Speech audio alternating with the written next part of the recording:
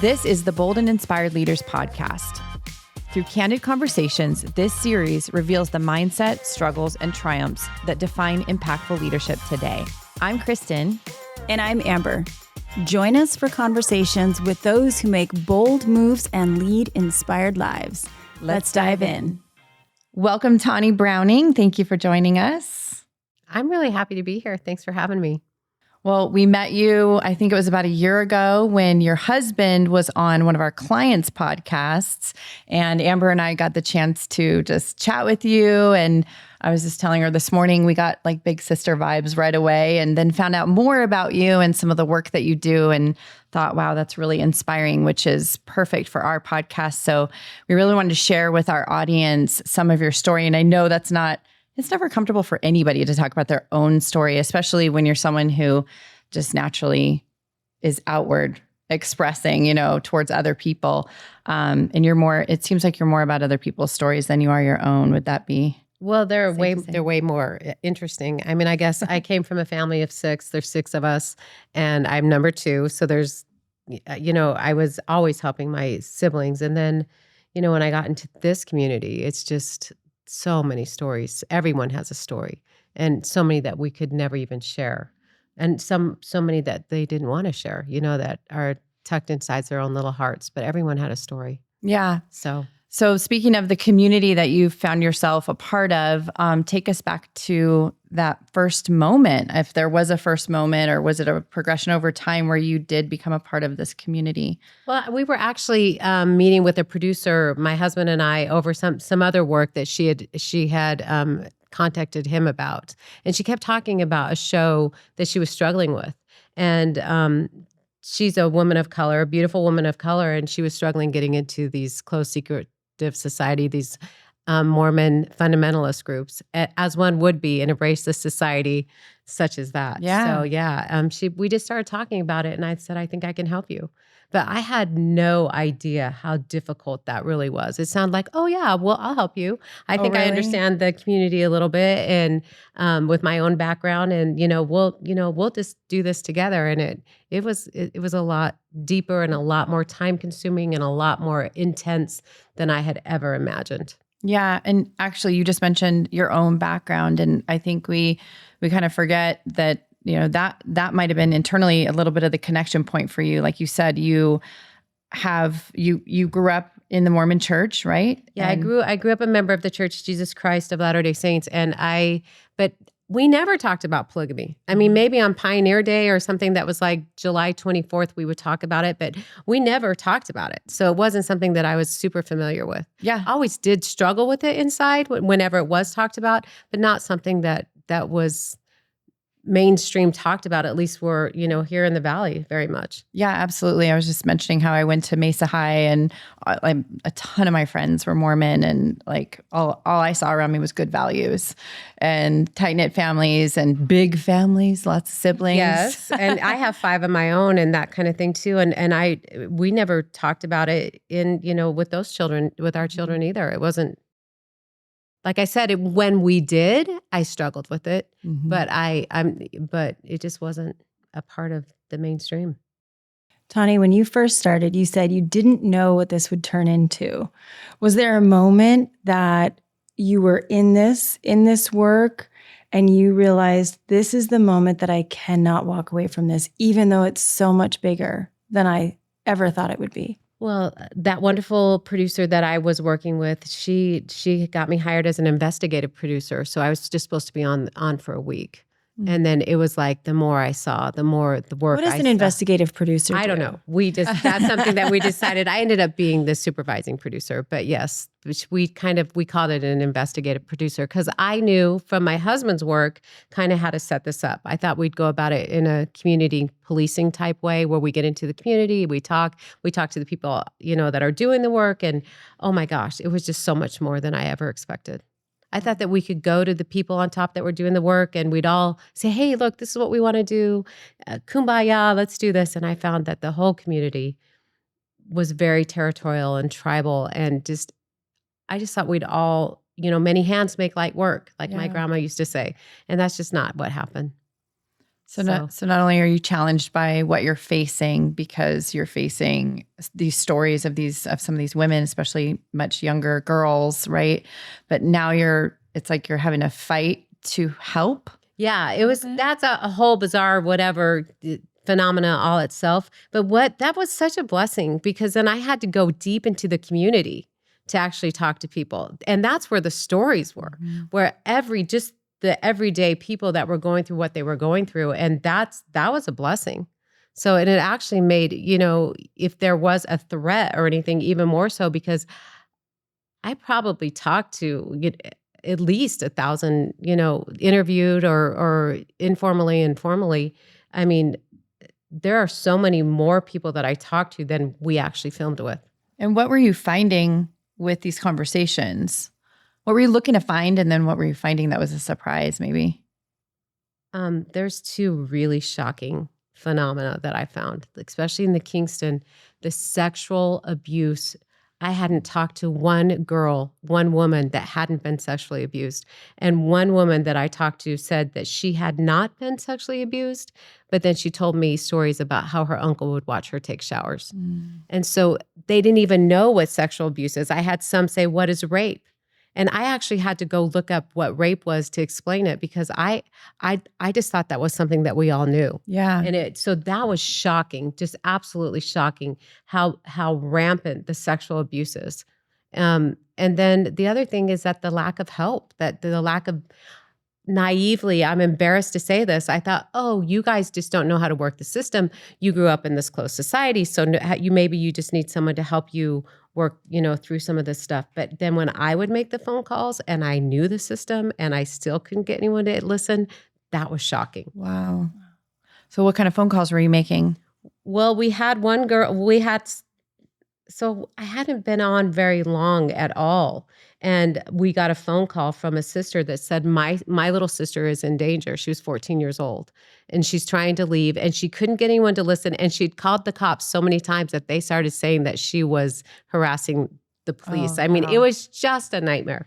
But so we were trying to work with her, and those are some of the phone calls I called DCFS and things like that. And one of the women came back on and said, is this a polygamy related situation? And I said, yes. And then I was getting somewhere, I thought, until they found out it was polygamy related. And I'm like, Wow. What is happening? But this young girl, and it's hard, she ended up taking her own life at 14 because she just didn't know any way out. And she kept getting sent back into the abuse. So it was then where I had a 12-year-old, I thought, how can I unsee what I know now? Mm-hmm. And if I know something, I've got to do something. Yeah, that'll do it. That'll definitely do it. Can you give everybody a little basic information on the mindset behind polygamy? I think we all maybe have a general understanding of it, but if you explain this to somebody for the first time, we talk about these women being trapped and being controlled, but how does this happen? Is this just in certain cultures, religious cultures? What? Polygamy? Yes. I mean, it's happening everywhere. I didn't really, until I did the work, I didn't realize that. I thought it was just Mormon fundamentalism, but it's not. We've got like the new Nuwabians that are doing polygamy. Koresh was engaging in polygamy. It's kind of like when you have a powerful patriarchal society like that, it seems to breed itself. And then as the more women come in, the more wives, then we go younger and younger and younger. It seems to be a pattern. Wow. And what's the connectivity then to the faith? What's the reasoning that they tell these women? Well, that is based in Mormon fundamentalism for sure. They're saying that I need 3 wives in order to get to the celestial kingdom, to get to the highest kingdom of glory. Oh, So that's for sure, and that it's your job to help. In order for you to have your salvation, you have to participate as well. So here we go with a basic, maybe dysfunctional male. Sorry, males out there. I have 4 boys. I love men, but I just, a dysfunctional, maybe a male thing, or maybe a human problem. And we've turned it into something we put religion into it. So we've supercharged anything that's going, Right. it's going to be like a human instinct. And so a lot of your work then has been with the women who've been victims of this, but you've also had conversations with some of the men. Oh, so many men. And the ones that will talk to you are, they're like, this sucks. Some of them will talk about, having one woman was enough. And I really loved this one woman. And yet I had to keep having more wives. They'll tell you about that. And the men that have come out that, they haven't really allowed me to use the one I'm talking about now. I'm not really allowed to use his name, but he would talk about the activity and things, his mindset. And what it took to unravel that mindset of the indoctrination that he knew as a kid. So let's dive right back into that on some of your thoughts on what is polygamy. I really have no problem with what people want to do in their bedroom. I'm more of a, live and let live, do your thing, get your freak on. But I really feel like being in the community for so long, I feel like, polygamy is really a breeding ground for pedophilia. So not every polygamous man is a pedophile. I'm just saying that the community can breed that. Yeah. And so it's a way to cloak that behavior for those who are pedophiles. Well, it's happening so much. So the sexual abuse is, like I said, rampant. And there's no way, I don't know that there's any stats on that kind of thing, but if you ask anyone in the community that's going to talk to you, they will tell you. It must be hard. It must be hard that there's no statistics on this because it's also secretive. I think that's why someone like you say, I don't think people realize how big of an issue this is because people aren't reporting on it. Not at mass scale because it's such a secretive thing within these communities. I feel like we're getting closer and closer and closer to getting I think it's being taken much more seriously because, it's like, it's just TV, Tawni. No, it's TV. Mm-hmm. And so I feel like some of the work that the people way before we ever got there, had set some of the groundwork. And then I feel like we were able to build upon that, on the backs of giants. And I feel like people have built upon our work as well. And I think we're getting there. Yeah. Yeah. I think you kind of hear, and it's some of the stuff that we, the realizations that we have when we watch Justin's podcast, because you had a certain perception of something, or maybe you never even really put that much thought into it because it's not in your immediate life. But when you watch a show like that, if it's a good show and they're really focusing on the truth and of what's going on, it's very, very eye-opening. Well, and we were just like, like Sister Wives, can we say that? Mm-hmm. We were watching a lot of that and it was glorifying what was happening. That's not what I was seeing on the street. That's not what I was seeing in these communities. It was nothing like that. I'm not saying that doesn't happen. I didn't see it. Yeah, I haven't watched Sister Wives. I understand the basic premise is that it's all okay and we're all okay with this. Yeah. Mm-hmm. That was the idea. Yeah. To each his own. And don't we all at this, we all feel that way, that it's each their own. Mm-hmm. However, it's the women and the children and the men. We did have some of the guys leave as well. It's difficult. It's a difficult, systematic abuse and it's problematic. And they start so young with this indoctrination. Well, it's indoctrination. People say it's brainwashing, but it's conditioning. Mm-hmm. If you don't know anything different at all, it's not like they're 30 and then decided to join a cult. Yeah. They were born into it. Mm-hmm. Yeah. So I have a lot, even the ones that are hard for me to reconcile with what they have done, I still have empathy for that, because if this is your husband and prophet or your father and prophet, how do you say no to what is actually your ultimate authority? Yeah, and what happens before he becomes the husband? Is it that are the parents involved in getting their daughter married to? Well, I'm sure it happens. They don't have a choice. They have a choice. I guess they always say it's girls' choice. It's always girls' choice. But if you say no, you're going to be ostracized from the community and you're not going to get, any kind of special attention. And really, you may even be kicked out of the community for saying no to the prophet. So it's not like they had a choice. So this 14-year-old girl or any of the girls that are around that age, their parents are just saying, yeah, this is great. This is wonderful. And she can't go back to them and say, hey, it's not what you think. I'm being abused. I'm miserable. Well, on Escaping Polygamy, one of the slogans was, there is a way out. And it came a lot because of what we were seeing. There is a way out, you guys. There is a way out. Mm-hmm. And so that's kind of what we hope that people would say. There is a way out. You may not be able to go to your prophet. You may not be able to go to your parents, but there is a way out. Wow. And we found, it was crazy. One of the things I loved so much is that, and this is naughty of me, I guess, I call it polygamy porn.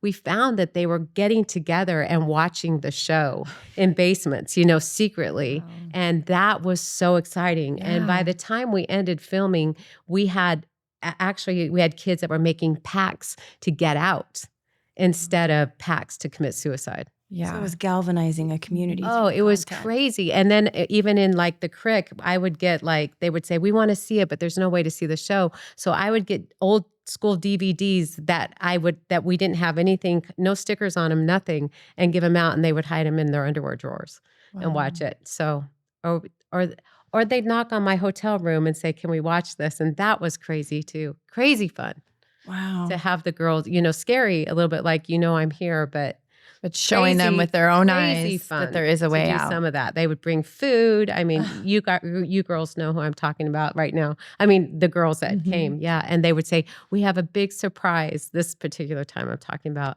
And they came without their FLDS dresses on, and that was their big surprise for me. Oh, wow.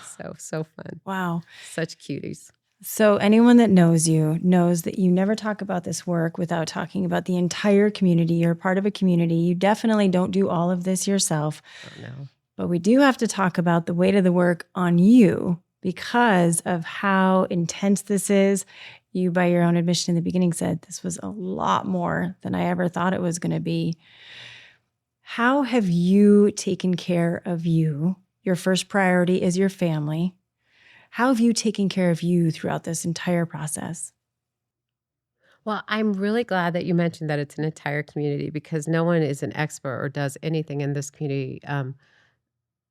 The only experts, the only ones that really know what's going on are the ones that lived it. And I think that's just so important for people to understand. And I guess I don't want to answer your question because I'm not sure that I did.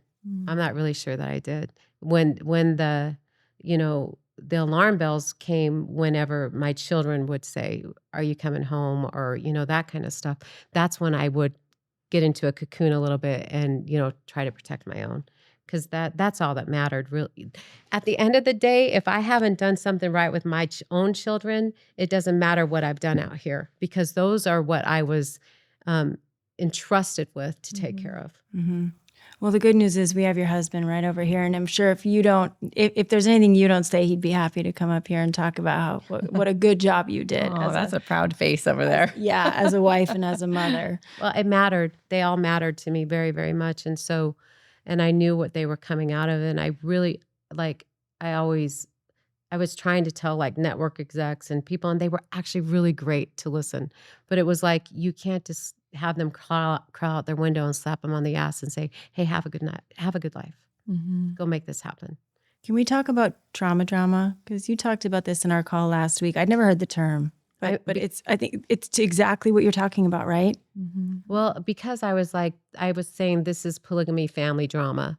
And then I went, oh, and I said it was caused from trauma. And I'm like, oh, it's trauma drama. And we all understand that. Yeah, there's a lot of drama that goes on within the community because of, they're babies. They're coming out into a world that they were never raised to be in. And they're refugees, literal refugees. They look like Americans, but they don't even know the laws of our land, half of them. So there's just a lot. And there's so much trauma that they came from. Some of the abuse in the Kingstons, we didn't even say half of it. It is unfathomable, some of that abuse. And I guess I don't want to, in FLDS as well, just unbelievable abuse. Wow.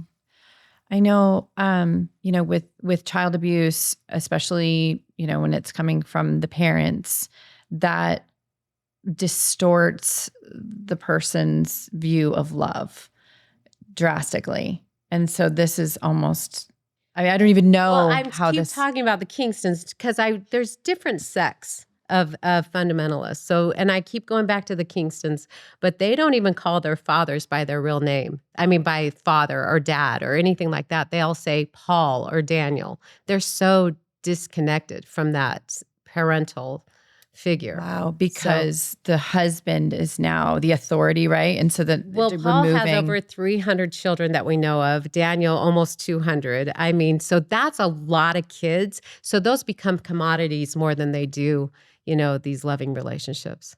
It's a lot of kids. Wow. I can't even fathom. I don't even know where to go with that. With 300 kids. And I still struggle with the ages that this starts happening. Yeah. We're talking these are babies. Mm-hmm. These are just little girls where this starts happening. So can you imagine being 14 and like lashing out at the system a little bit and there's just no help. You're 14. Mm-hmm. I just can't even imagine. And what kind of courage it takes to at 14, 15, 16 to say, I want out. Mm-hmm. I think something a lot of people would ask right now is what is law enforcement's position on this? If it's something that's illegal and someone picks up the phone and says, I was at school the other day and my girlfriend at school told me that this is what's happening at home, what's law enforcement's position on that? Is it because it's illegal, right? Well, it's it's not complicated. Right now, it's a misdemeanor. In Utah, it's a misdemeanor. So I think the rest of the 49 states, it's a felony, right, Matt? Is it a felony still?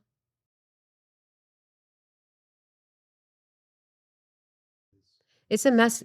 Like my husband thinks like it's maybe I think it's $750 fine in Utah to be smokes. So it's like, but my husband's call to action on that is like, we'll keep pulling him over. Let's keep giving him a $750 fine. That's going to start hurting at some point. That must be infuriating for you in the community, though, trying to do the work. Well, okay, and I keep talking about my husband, but his thing is take polygamy out of it. We have crimes. Mm-hmm.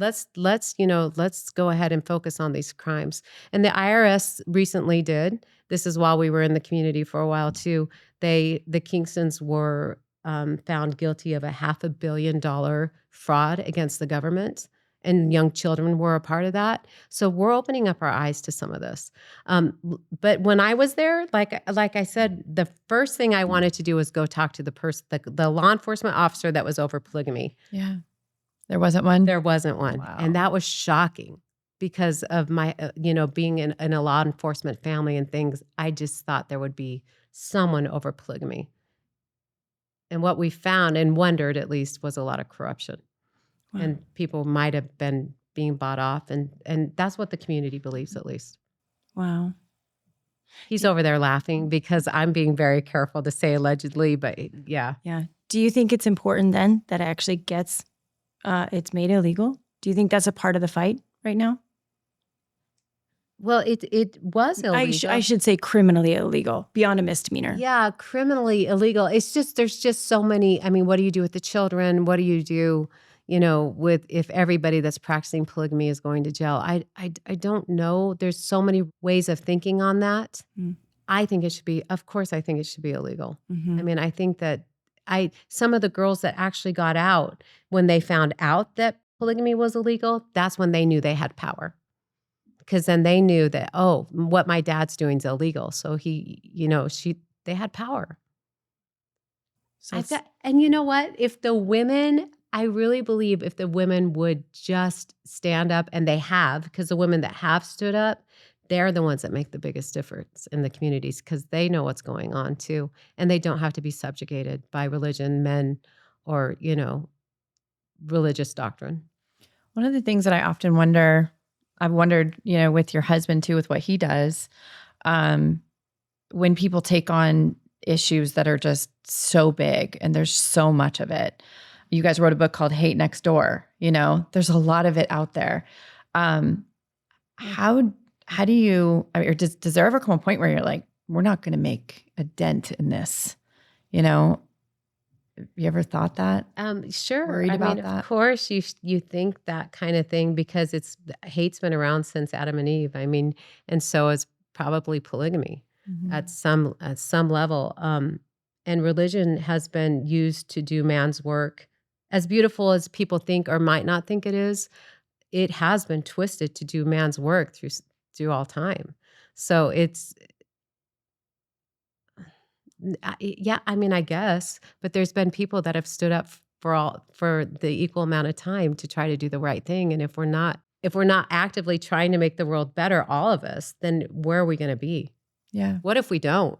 I mean, what if you guys don't do this podcast and bring things to light and that kind of thing? What if you don't do what you're uniquely capable of doing? Then I think we're in a really bad place. Yeah, because that's the only voice out there is the hateful one. And so we have to be spreading love, not to be cheesy, but Yeah, I've been told that. Like, you cannot simplify it and make it that easy. And I'm like, that's simple. So I had to change my verbiage to care. We have to care about each other. But that's just love. Yeah, That's just love. exactly. Yeah. One of my old mentors, he would always say, if not us, then who? If not now, then when? And I feel like that's a big part of your mentality is. Well, I used to say that to Matt when he would come home and be really discouraged and probably needed more sleep and, resources and things like that. I would say, if not you, who?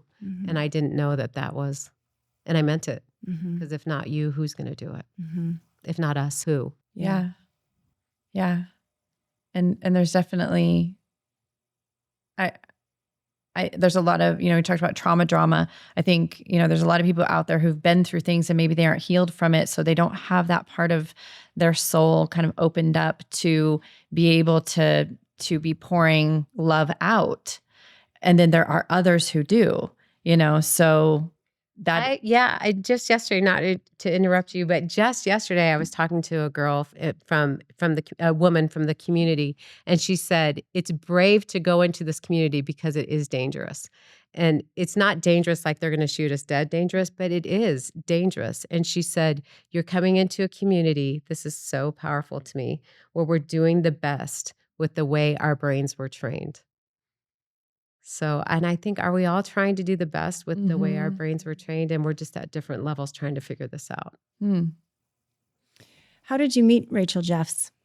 How did I called her. Like, I met one of her friends said, Rachel would probably talk to you. And so I just called her on my way from Southern Utah into Salt Lake City. And when my phone started going out of range, I just pulled over. And we sat there on the phone while I was for 3 hours to where the cops came and said, are you okay? So we just kind of hit it off and just talked and talked and talked. So that's how I met her. And then actually my husband and I flew up to meet her and her, the guy she was dating at the time. Well, her husband. So we flew up to meet them and her soon to be husband. Yeah. Yeah.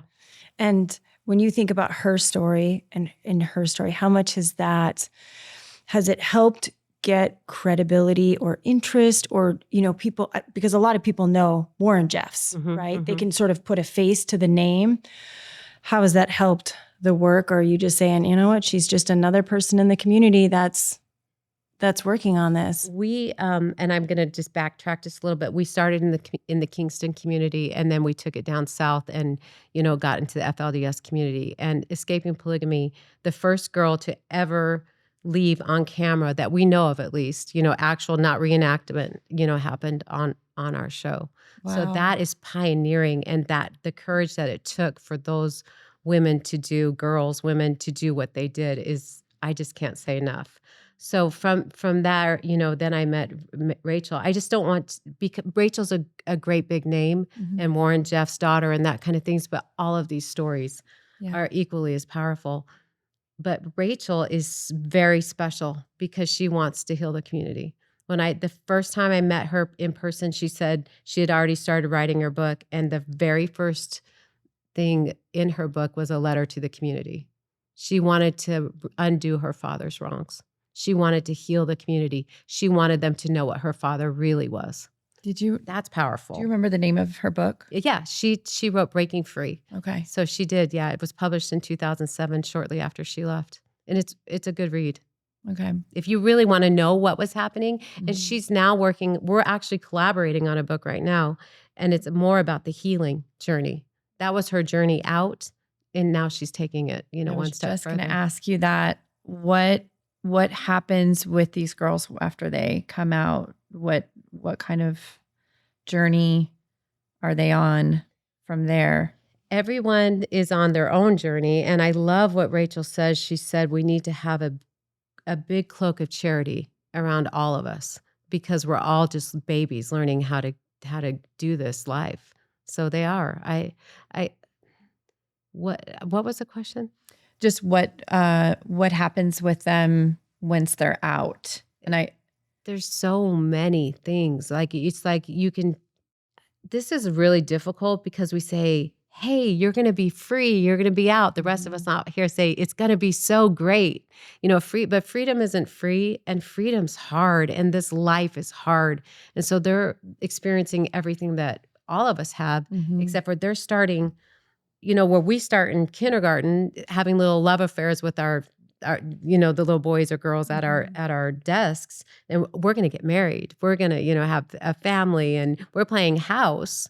Well, they're coming out at 1840 with fully functioning bodies, and that still have that mentality. So we need to all give them a cloak of charity as they try to figure this all out. Yeah, and they're dealing with their trauma.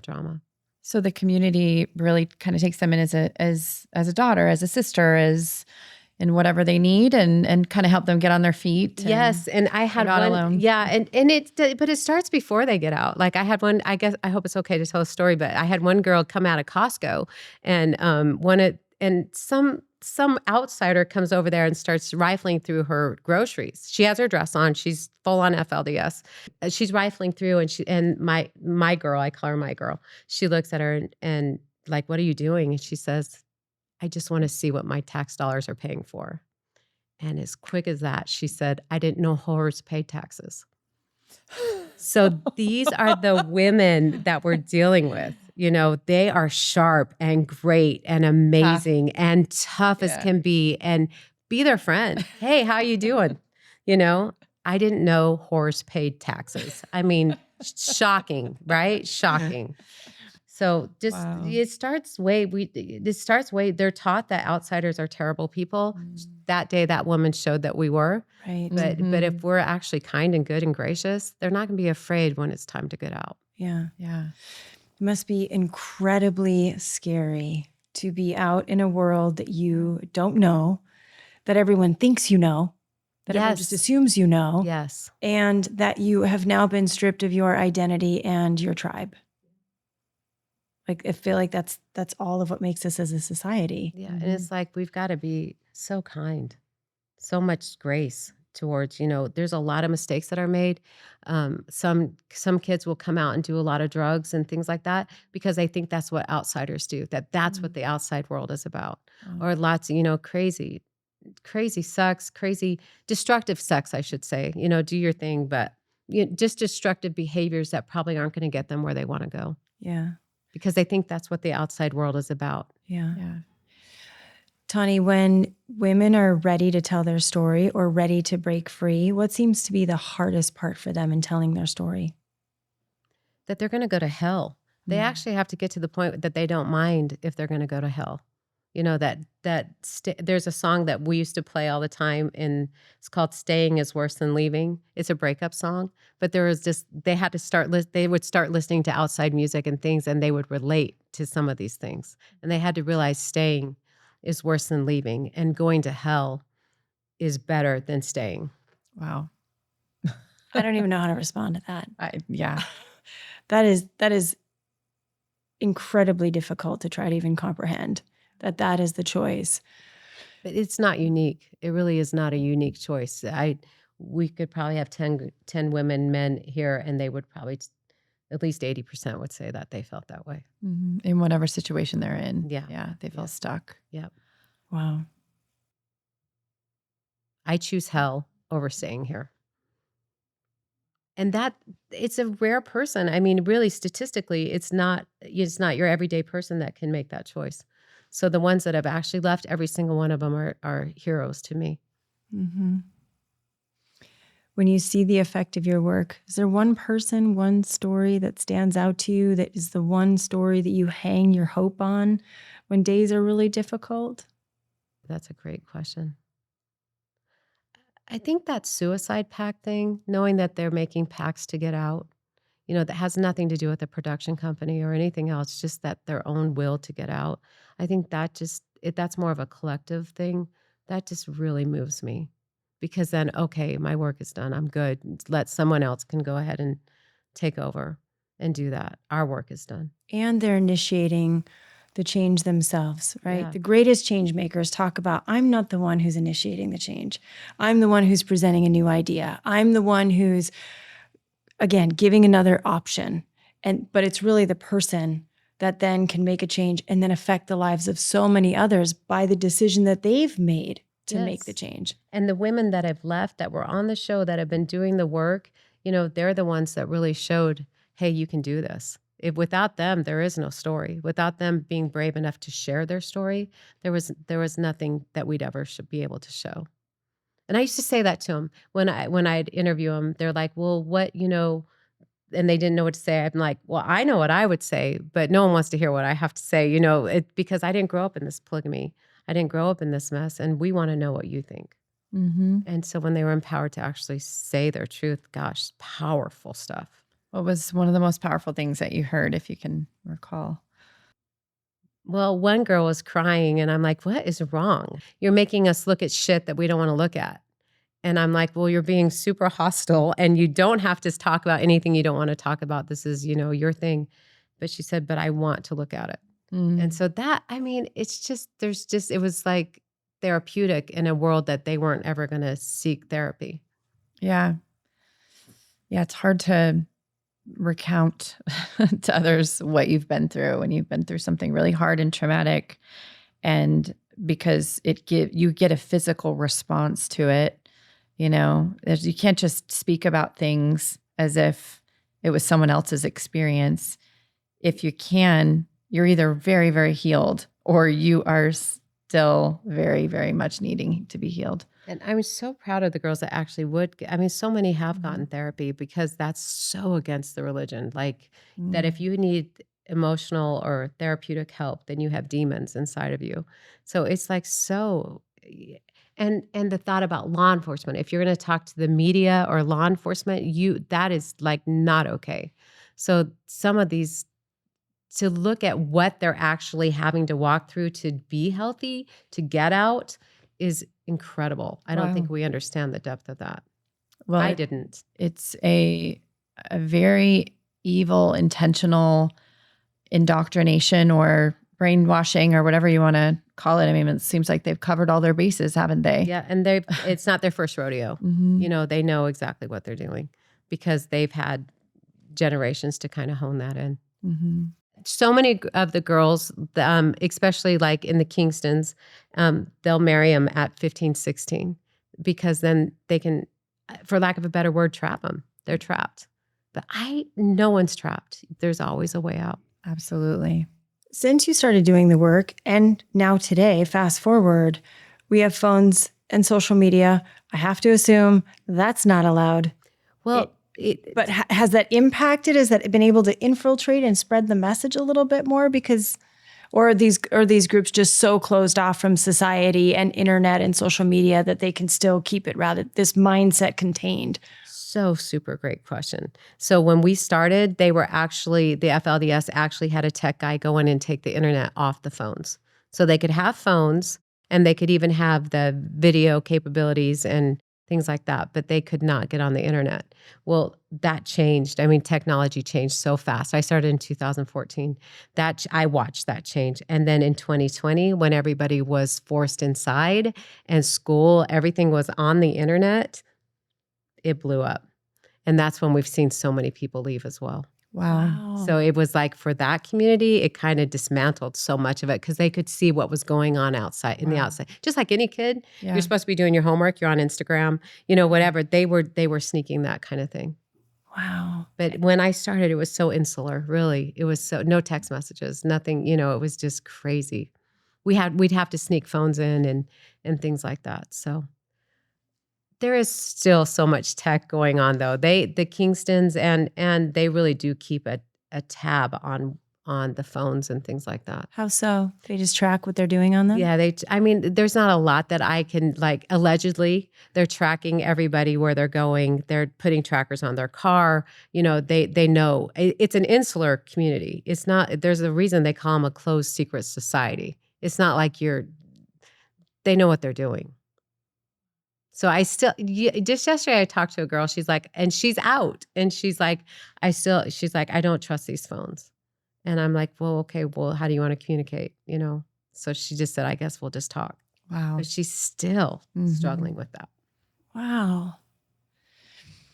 How many times did we say wow? I know. Well, I know. and It's the hard Warren to Jeffs comprehend. thing, like when the 2020 came, and even before, Warren Jeffs had denounced his prophecy, being a prophet, and that was going around the internet. So a lot of the kids would look and watch that as well. And it helped him get out. So the technology really did help so many get out and to see the truth and unravel just this much so that they could start, asking questions. And isn't some of this stuff happening like right here in Arizona? Well, we just I'm glad you asked that, because like the Sam Bateman case, that was just adjudicated just like within the last couple months. And Sam was like a break off of the FLDS. He said that Warren Jeffs made him the prophet. So we have this leadership vacuum and people just saying, hey, I'm the new prophet. But there's a whole different level of evil with that, because he was taking 9-year-old brides. And I knew of the one 9-year-old bride. I didn't know there was 2. And that's just, we have to protect our children. So whatever people are doing in their bedrooms, like I said, go do your thing. But when we have crimes against children at that level, it is all of our responsibility to rise up and say, no, not here. Mm-hmm. No way. And there are heroes in that story as well. Like Faith Beislein, she was, knocking on the doors, trying to tell people this is going on. And the level that she went to like take care of her family, there are heroes all over the place every single day in this community trying to do the right thing. And we all need to rise up where we're uniquely able. Yeah. And I feel like when there's something we don't understand as a society, we're very quick to judge. I was on a road trip and I had pulled over to let my dog out and toss the ball in the river for him. I was driving to Colorado and I saw another family had pulled over to do the same thing, and they caught my attention by what they were wearing. It stood out. It was like something from back from 100 years ago. And then I realized that there was one man and there was multiple young women.